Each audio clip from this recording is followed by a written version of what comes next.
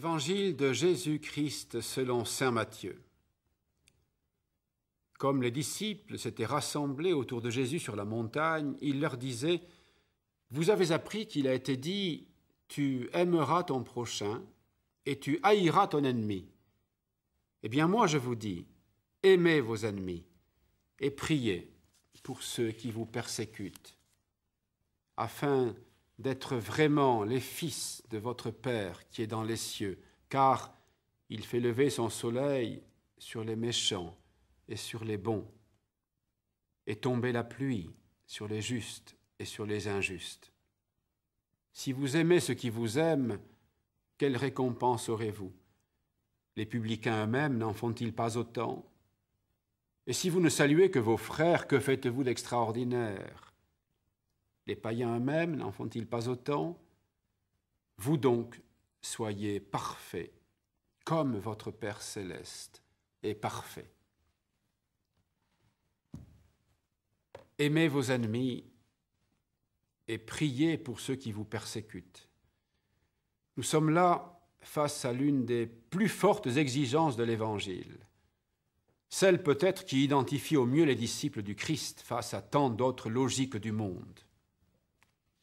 Cette exhortation ne peut bien évidemment se comprendre que par rapport au commandement nouveau « Aimez-vous les uns les autres, comme je vous ai aimés ». Ici, le mot « comme » est essentiel. Comme Jésus nous a aimés, lui qui a demandé le pardon du Père sur ceux qui le menaient à la mort. Il ne suffit pas de s'aimer, d'aimer ceux qui nous aiment et qui nous veulent du bien, ceux qui nous flattent ou nous rassurent, ceux qui nous protègent ou nous épargnent. Là encore, nous l'avons dit ces derniers jours, il faut aller plus loin. Mais ici, le seuil est particulièrement difficile.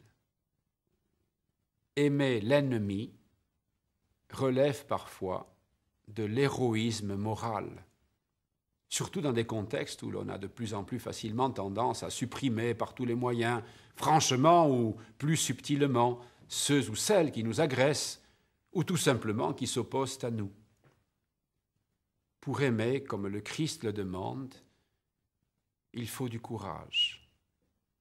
Courage que seul peut nous donner celui qui, le premier, l'a mis en pratique. Courage d'affronter l'absolu de la haine par l'absolu de l'amour.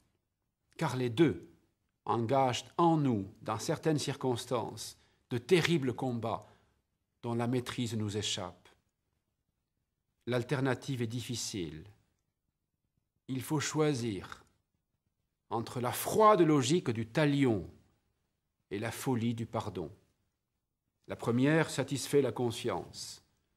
La seconde est créatrice. Elle donne accès à une autre dimension. Elle peut conduire à des transformations et des bouleversements inattendus. Je pense à ces paroles d'un prêtre uruguayen arrêté et torturé sous un régime de dictature et qui disait « Comme chrétien, ce n'est pas suffisant d'être capable de résister à la torture. Ce n'est pas suffisant non plus de lutter contre la torture. L'exigence chrétienne, c'est celle du Christ en croix, en pardonnant. Nous devons être capables de pardonner et même de pardonner à nos tortionnaires. Le pardon est ici l'expression la plus forte de l'amour. Un amour qui n'est ni aveugle, ni amnésique, mais capable de reconstruire et de retisser peu à peu les liens brisés.